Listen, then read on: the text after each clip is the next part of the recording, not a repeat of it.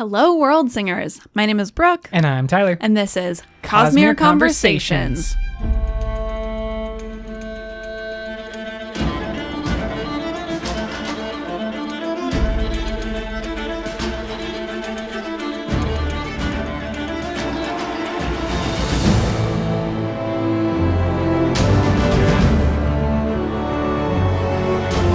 Welcome back, everyone. We are here to continue our Epigraph series amidst our Rhythm of War review. We have just been loving the Epigraphs. I think the Epigraphs, as I have mentioned, are my favorite part of the Stormlight Archive because they have so much, and often so much that we don't understand when we are reading them. Yes. And so it's like the most important thing to come back to and review and go over. Yeah, there are epigraphs from Way of Kings that I still don't really understand. And you're like hoping one day to come back to them. Yeah, but I'm like, maybe one day this will make sense. So in the future, you can come back to these episodes and hopefully get a little bit more insight or what we were thinking. You can listen to how dumb we were way back then when we didn't know. But if you are operating in the present, you should know that this is hashtag all spoilers all the time. We can be found on the Twitter, Facebook, Reddit, everywhere. We even have a Patreon that you are welcome to become a patron on if you would like to find us there. Epigraph 3, to me, is one of the most interesting. And before we dive deep into it, I want to bring up what one of our newest patrons, Zeb, has mentioned as just a simple theory that I found really intriguing. And basically they were like, not really die hard about this there. They were just questioning, has this been ruled out? We learned in Dawn Shard that there are 4 Dawn Shards, and we think that the Dawn Shards preceded the actual shards. And so there's been a little bit of theorizing that the Dawn Shards actually kind of gave birth to 4 of the eventual shards, or that like you can subcategorize the shards underneath the Dawn Shards. Yeah, I think there's a correlation.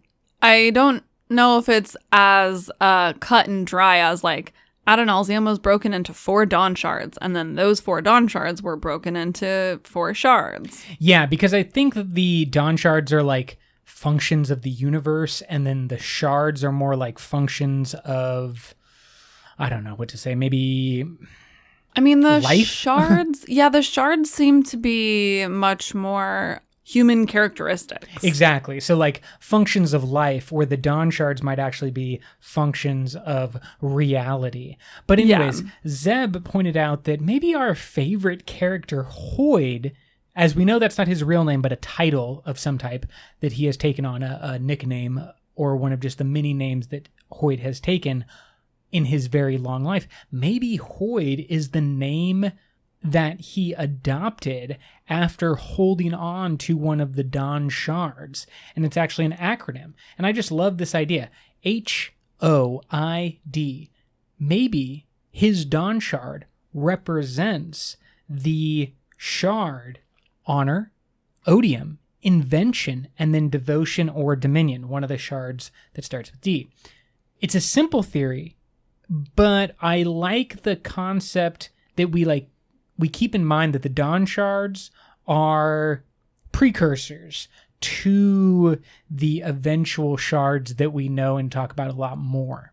Yeah, I don't know how I feel about that theory. It is like clever and creative, but I'm not really convinced that it has any actual merit. Oh, I want to be clear to our listeners. This has absolutely no evidence to support it whatsoever. It's just a crazy theory, and I just wanted to start us off there and say thank you, Zeb, for being as crazy as we are.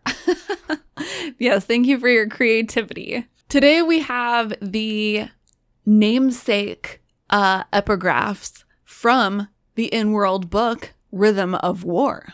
As is tradition, we have a book in world that then gives us the name of each of the different books in the Stormlight Archive. So this is the Rhythm of War in world, and it is simply put, some notes that were created by Raboniel and Navanni as they are going through their experimentations and discoveries of the rhythm of war or warlight. Yeah, it starts out as a notebook. I do believe that it gets formalized into a more formal book by the end that is given to both sides of the war. So the singers get a copy, and Raboniel actually allows Navanni to keep a copy as well.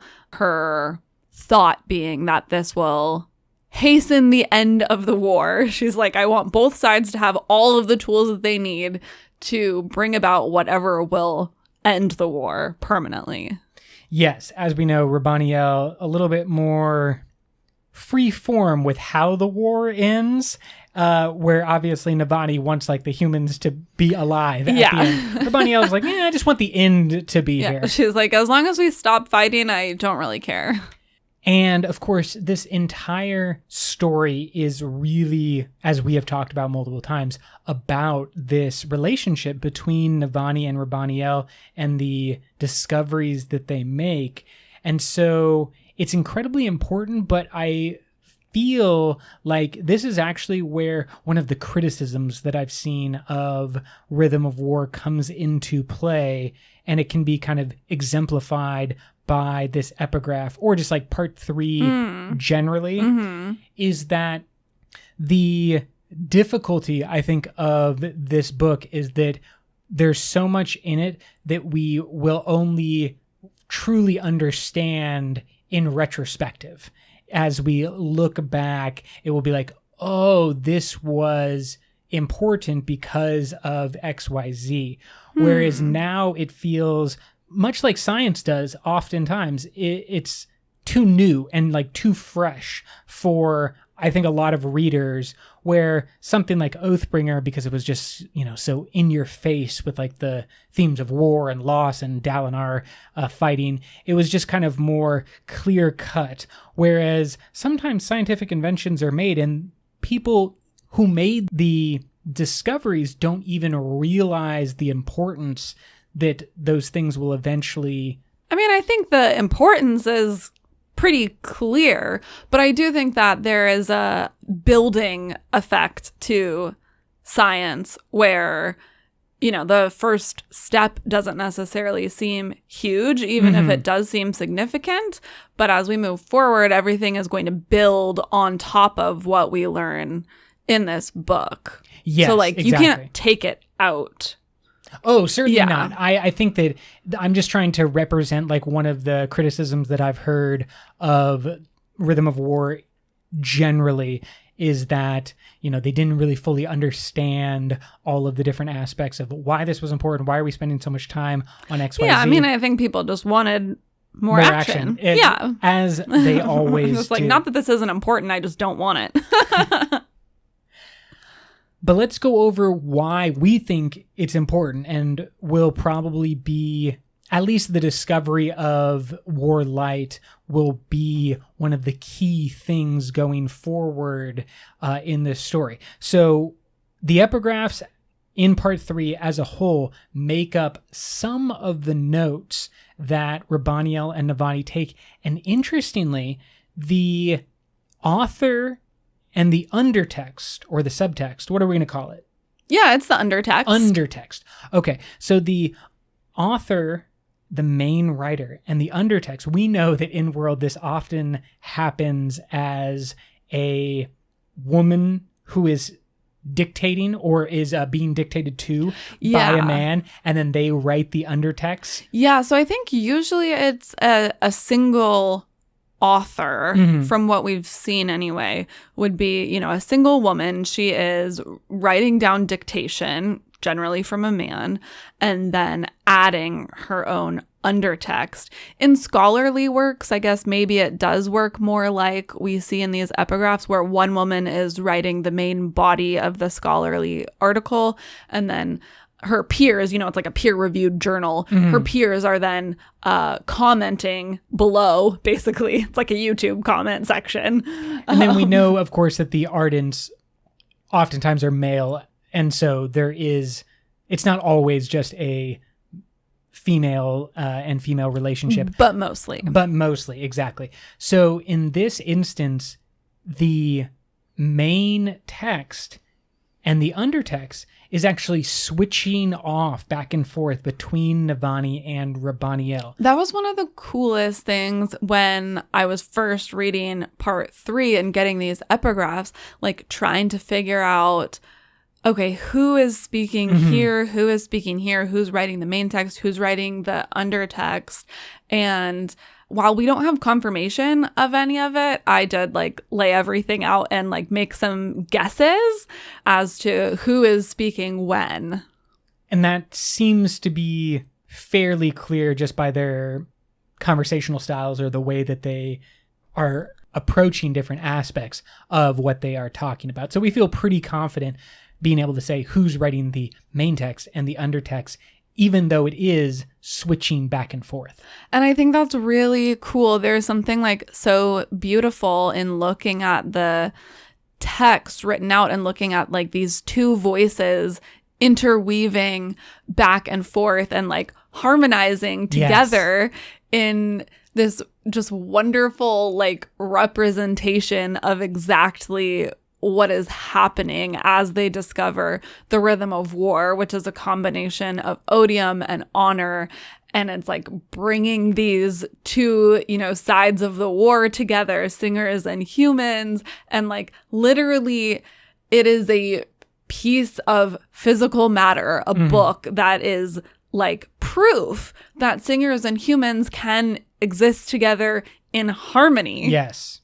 And I think that truly is one of the things that's important to take away and to understand, is that one of the things that Brandon is doing with this epigraph and why it's so meaningful is that he is portraying in the epigraph what is going on throughout part 3. And it's so like the symbolism is so layered and beautiful. It's just one of these great examples of how Brandon has not only just improved as an author over time, but is truly a master of his work and a master of this story in lesser hands. Epigraphs are a fine, common thing that you see throughout different fantasy stories. And they often, you'll start with a quote or something at the beginning of a chapter, and the quote will mean something to the rest of the chapter. But the way that Brandon is going through discovery, scientific discovery, that is meaningful in a way of, as you said, harmonizing these two different species, these two different races, these two different histories, and then the interplay as it switches back and forth. You have your main singer and your backup singer, but then it reverses, and the backup singer becomes the main singer becomes the backup singer, and they are playing back and forth in this wondrous and beautiful way. And I think, to me, that's really the most meaningful part of this epigraph, is when you see it in that broad view.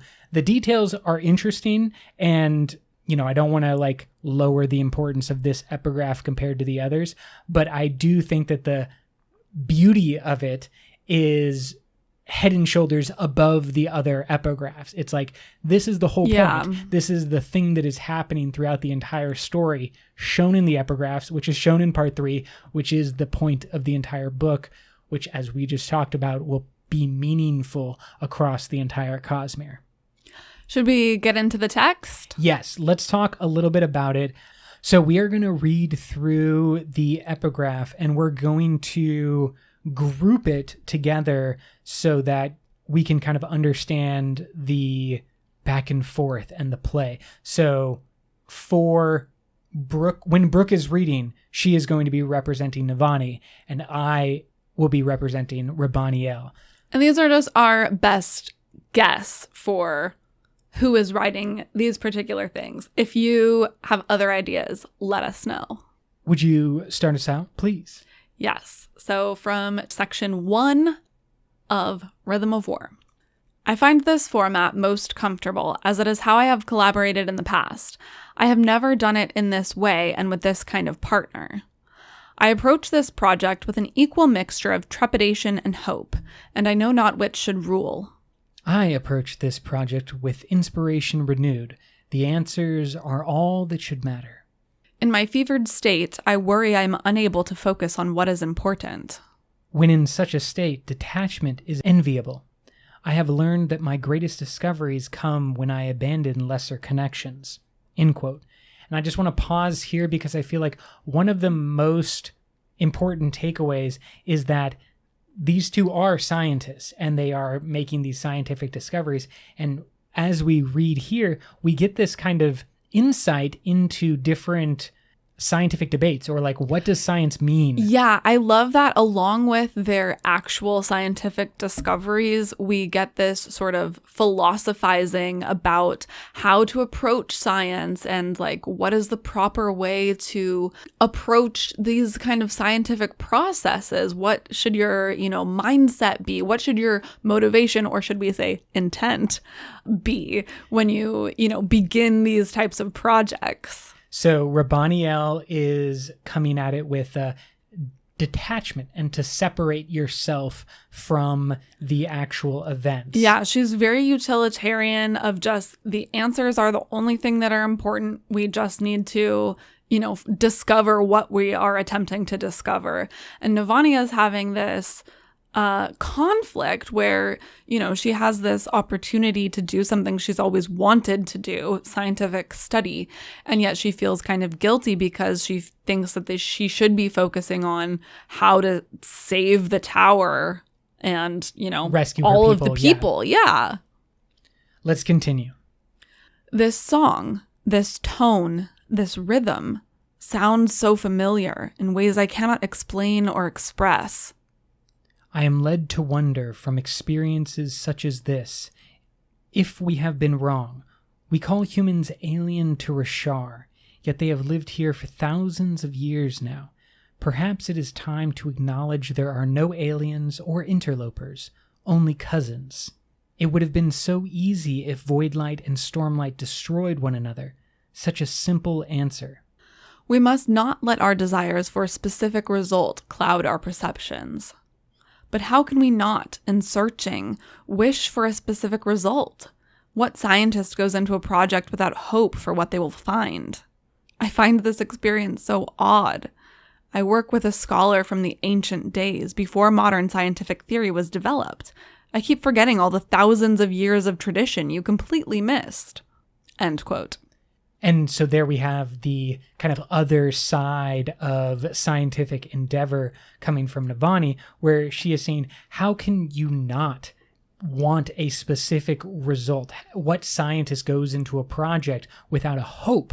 And I find that is really kind of the underlying question that is very apparent in human beings, Rasharian scientists as well, is this idea of how is the act of searching for something, for searching for an answer, not also bringing your intent and your will and your hopes and your dreams. Like, the very fact that you are asking a specific question is displaying that you have a desire to answer that question.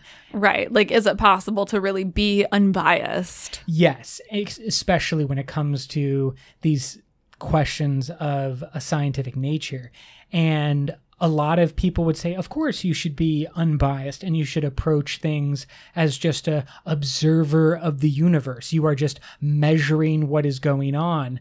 But as some of the more quantum theory scientists would have you believe, the act of measurement, the act of approaching a question is actually influencing the outcome.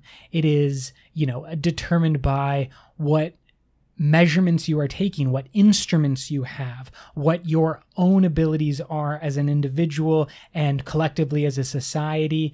It's so important, I think, to realize that truly unbiased, fly on the wall type of observation of the universe is probably not something that we are actually capable of. We are the universe experiencing itself, as the quote goes. So to pretend that we can separate ourselves from that is just that. It is pretending. Which is interesting too, though, because I think you're right that there, is always going to be an underlying intent in coming into a project like this. However, you would think that since Raboniel came into this with sort of the intent to find the opposite of void light or storm light, that she would have been the one to do it. But actually, it's Navanni who kind of came into it with an intent of discovery or just intent to do science, basically, and not be killed. Well, I think that's what's so beautiful about the harmonization that we talked about early, because Raboniel will say that she is detached and coming from it in an unbiased. She's obviously much older and has been doing this for a very long time, but it is her true motivation that is very emotional and very character driven. She is trying to find a way to end the pain and suffering of her own daughter. That's true. That's a good point. And extrapolating that out, obviously her daughter is her main focus, but even after her daughter is dead, she is emotionally attached to ending the suffering of other singers. She's just this needs to end. Let's continue, because I feel like the next couple of lines are really important for the future of the Stormlight Archive. Quote, "This point regarding the Rhythm of War's emotional influence will be of particular interest to L." Who is this person? You used no title, so I assume they are not effused. Who, then, is L? End quote. So this is the first mention that we see in the text of L. Yes. Obviously, we will get to the final epigraph and the final katek that comes directly from L. But we know that L is this character that has been introduced. He, she, I don't know. They are. I think it's a he. I believe so. They are introduced at the very end of Rhythm of War as this. He is a scholar of human arts or something. Very interested in the human art forms, was stripped of his title and of his rhythm when he suggested that humans should not be wiped out, that they should be, that he had a appreciation for humanity and that they should be incorporated into the broader society. Ruled by the fused, yes, but not completely wiped out. And this, I keep wondering, I don't know if this has been confirmed or not, but I keep wondering if L's title was given to Moash. It is, yes. Okay, so he was originally Vyre, which the one who quiets. He who quiets. Yes. And then that is given to Moash appropriately. Fuck Moash. The title once belonging to L, I think, is significant. We also have not seen what powers L has, and he is the last one that they don't know, that the humans don't know of or have not seen on the battlefield. So lots of questions about L. There is a long gap until we get to the next Stormlight Archive book, so I don't believe we're going to be getting any more information about L until then. Do we hear in book what the emotional influence of Rhythm of War is? I believe that they're talking about the intent that is necessary to create the Rhythm of War. That's just my perspective, though. Oh, I don't think so. I think it's like how in our light episode we were talking about how Stormlight makes you want to act, Void Light inflames your emotions. It would follow that each type of light would have its own impact on a person. From my reading, I think that's what it's saying, but I didn't recall if we actually saw that in book yet. Well, if you know what the emotional influence of war light is. Yeah, would it be like the thrill? Inflaming you to war? I don't think so. I don't But let us know what you think on Reddit, Yeah. Twitter, Facebook, whatever. Let us know. Continuing on, Brooke/Navanni. Quote, in other circumstances, I would be fascinated by this sand to the point of abandoning all other rational pursuits. What is it? Where did it come from? I am told that it is not the sand itself, but something that grows upon it, that exhibits the strange properties. One can make more with proper materials and a seed of the original. The sand originated off-world. It is only one of such amazing wonders that come from other lands. I have recently obtained a chain from the lands of the dead, said to be able to anchor a person through cognitive anomalies. I fail to see what use it could be to me, as I am unable to leave the Risharian system, but it is a priceless object nonetheless. End quote. Okay. First of all, obviously we have to stop so that Tyler can have his microbe interlude. Go ahead.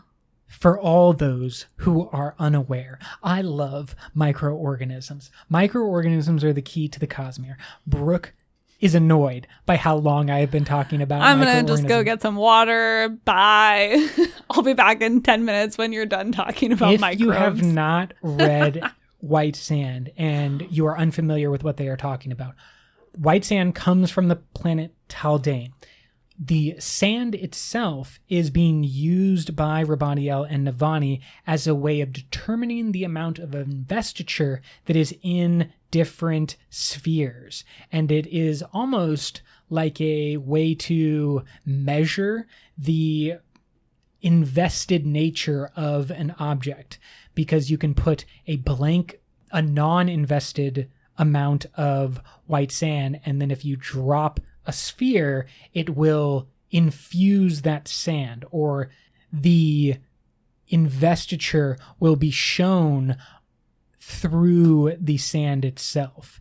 And this is happening because on Taldane, there are these massive kind of snake-like creatures, most comparable to like the giant creatures on Dune, but they are like tunneling under the planet Taldane. And as they are tunneling, they are eating a bunch of the sand.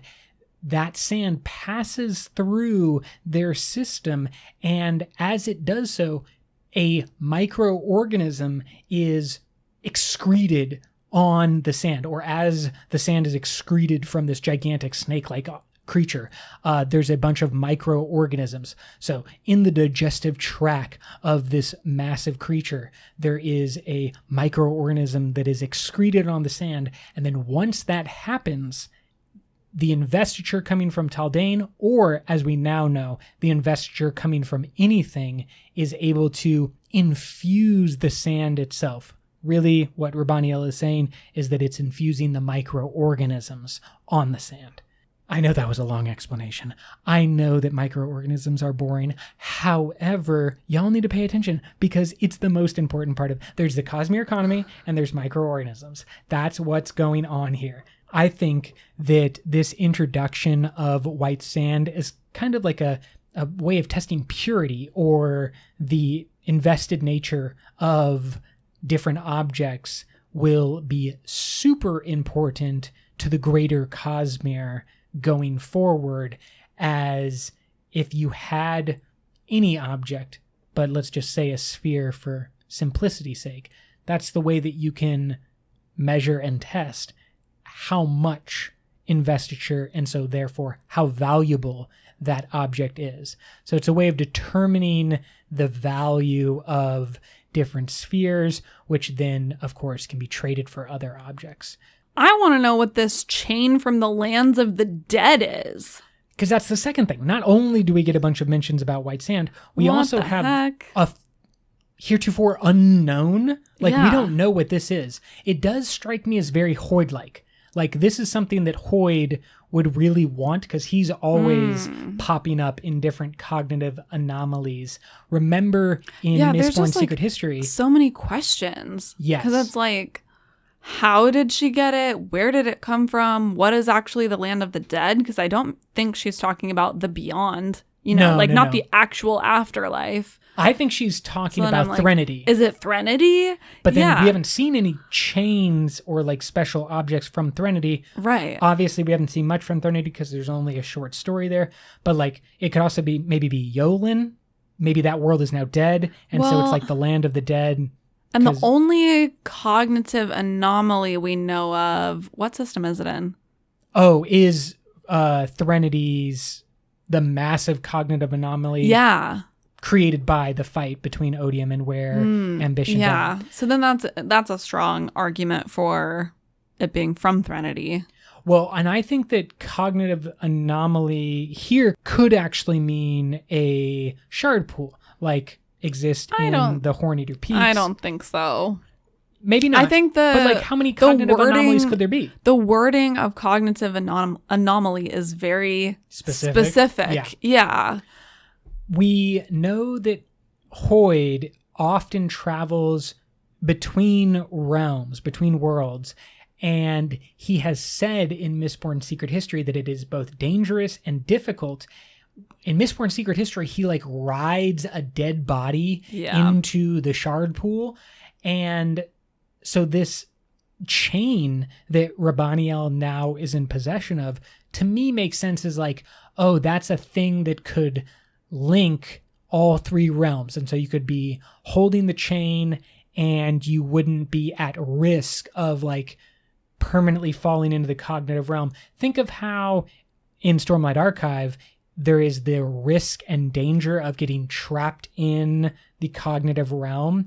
What if this chain could basically keep you rooted or grounded no matter where you are or what you are doing? You could go in between the realms by like, I don't know, conceivably like crawling up or down the chain. You could move wherever you happen to be through the different realms. That would be very powerful and important. Yeah, I think that's right. I think that it would be useful in getting to the planets that we know are difficult to get to through the cognitive realm. Not just Threnody with its cognitive anomaly, but we know that it's hard to get to Cell because all the power has coalesced in the cognitive realm.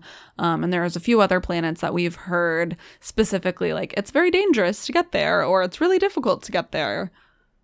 Raboniel also mentions here something that we hear from Shallan as well, that the Radiance and the Fuse are trapped to the Rasharian system, including all three of those planets, which she makes the joke. She's like, why would I need to leave 3 planets? And Mraize is like, oh, child, how little you know.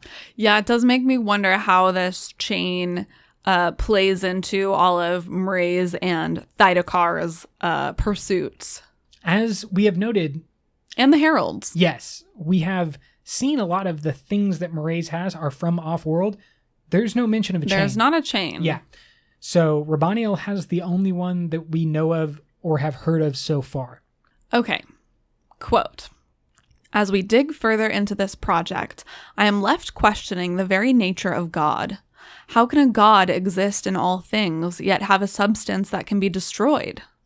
I am not convinced any of the gods can be destroyed, so perhaps I misspoke. They can change state, however, like a spren, or like the various lights. This is what we seek. Do not mourn for what has happened. This notebook was a dream we shared, which is itself a beautiful thing, proof of the truth of my intent, even if the project was ultimately doomed. I leave you now to your own company. End quote. It's such a sweet, like, goodbye death note from Raboniel. Yeah, I mean, there are, of course, a bunch of things happening at the end of the story as, you know, this is building up in part 3, leading to our Sanders avalanche that makes up part 4 and 5. But she really is kind of like a fan of Navanni by the end of these events. And she clearly has a, not necessarily soft spot, but not like a hatred for humanity in general. And I believe what she says about the gods not being able to be destroyed is accurate in the terms of the shards cannot be destroyed. The power of the shards. Yeah, I mean, I definitely assume that's what she is saying when she says any of the gods. Yeah, we know that the vessels that hold the gods can clearly be defeated or destroyed, but the power itself, as we learned from Epigraph 2, is the important thing, and that it has a will and an intent of its own. And the next couple of lines from Navanni are all about intent. So would you read those for us? Quote, opposites. Opposites of sounds. Sound has no opposite. It's merely overlapped vibration, the same sound, but sound has meaning. This sound does, at least. These sounds. The voices of the gods. Voice of lights. Voice for lights. If I speak for the lights, then I must express their desires. If light is investiture, and all investiture is deity, and deity has intent, then light must have intent. Intent matters. Intent is king. You cannot do what I attempt by accident. You must mean it. This seems a much greater law than we've ever before understood. End quote. To me, this focus on intent also is spoken about in the Harry Potter universe and the Harry Potter books. Like, you can't cast those powerful spells, the unforgivable spells, unless you really mean it. Yes. And it is, of course, the intent that Navanni discovers is the key part of combining the stormlight and the void light to create warlight. And anti-light. Yes. I think, too, though, like, this, to me, is a little bit of Brandon talking to us and being like, it's not necessarily the magic you want to focus on. Like, know that intent and, like, command that we see in Nalthis is applicable across the Cosmere. As we have mentioned before, the Nalthians may be best suited for a greater Cosmere role because their magic is already so focused. For so many reasons at this point. But it is so focused on their intent and the intent that they bring. Maybe because of the form that their power takes in that it's like closer to the shard itself. Because remember, breaths are just normal breaths that every Nalthian has are like a gift that endowment is giving to, or is endowing, all of the Nalthians with. Perhaps that is like a closer, or it allows the Nalthians to be a little bit closer to something that is universal across the Cosmere. I think that's true of all investiture. Well, just like Stormlight is a little bit more kind of just, yes, it does have intent. We know that, as Navanni is saying. But I think that where the Nalthians have a leg up is that endowment seems to have created breaths with like this very specific purpose, this very specific connection to individuals, and a very, like, it's purposeful in a way that Stormlight seems a little bit more just kind of like generalized and broad-based. Maybe. Totally maybe. Clearly, Navanni is saying that, like, intent is key. Light is the deities have intent, and so therefore the light has intent. I'm not trying to undercut it, but merely say that I do think the Nalthians have an edge, and maybe that edge is like purposeful from endowment. Yeah, I think if anything, it's just that the Nalthian system of investiture is like the most basic. Well, that like it really is a like simple equation of how to work your magic. And I think that like what we're reading here is that same equation applies to all investiture. Yes, that, of like, course. You know, heretofore it seems much more magical, right? Of just like I breathe it in and then I do things. But I think this is indicating that it is the same type of like, there is a catalyst, there must be a command. And if I'm not wrong, Kaladin kind of starts to discover that in this book as well with his powers, that like when he focuses on the specific things that he wants his investiture to do, it happens, or it comes more easily. Absolutely. I definitely like that connection, that it's not just Navanni and Raboniel talking about this. It's one of our, high-end magic users who is discovering this as well. Yeah. Possibly it's a little bit more quote unquote basic or straightforward because Endowment is the only shard on her planet. And so there is just a little bit more like whatever Endowment wants, Endowment gets. And there's not a balancing act that needs to take place, as we have seen on our other two major worlds of Scadrial and Rashar. That's interesting. It could be an example of like why that magic is more straightforward, and therefore maybe why Nalthians would have an edge. I mean, it's also like kind of part of her intent of Endowment. She's just like, I'm gonna give it to you. Be endowed with this power. That's kind of my whole jam. Yeah, like I'm not gonna make it complicated. Of course, we know that the power itself has an intent, and that the vessels can have an intent. So maybe, we definitely don't know this because we don't have a Warbreaker sequel at this point. I hope that we get a lot more about... Someday.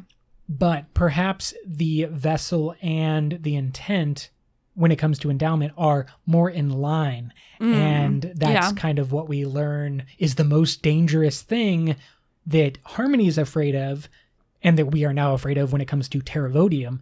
But the good version of that could be something like Endowment. When just everything is working together, you get something that's really pure and functional and meaningful.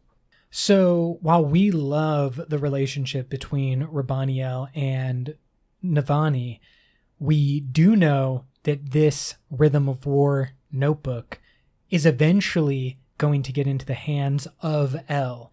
And El is going to put their scientific experiment to the test when he creates anti-void light and then uses that to permanently kill Lezian, or the Pursuer, who Kaladin is fighting throughout Rhythm of War.